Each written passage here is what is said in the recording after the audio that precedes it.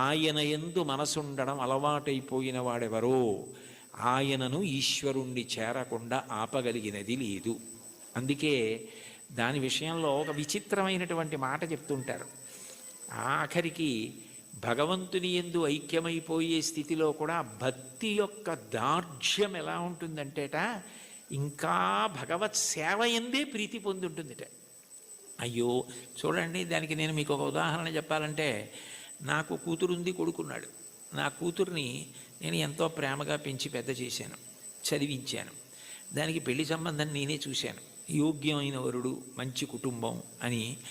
దానికి పెళ్లి చెయ్యాలని అబ్బో చాలా కష్టపడ్డాను. నేను కట్టుకున్న ఇల్లు ఒకటి అమ్మేశాను, పెద్దాపురం నాకున్నది ఆ ఇల్లు ఒక్కటే, అది అమ్మేశాను. ఇప్పుడు వేరే ఇల్లు కట్టుకున్నాను అనుకోండి కాకినాడలో, ఆ ఇల్లు అమ్మేశాను. ఆ డబ్బు పెట్టి ఎంతో బాగా పెళ్లి చెయ్యాలని ఎంతో తాపత్రయపడి దానికి నిజంగా అంత బాగా పెళ్లి చేసి కన్యాదానం చేసేసి ఇంటికొచ్చి బావురుమని ఇచ్చాను పూజామందిరంలో. అయ్యో నా కూతురు వెళ్ళిపోతోంది అత్తారింటికని.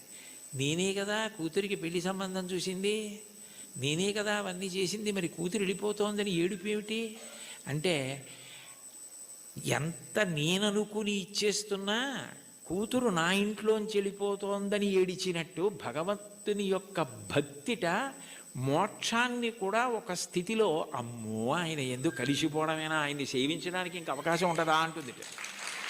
భక్తి యొక్క దార్ఢ్యం అలా ఉంటుంది. ఆయన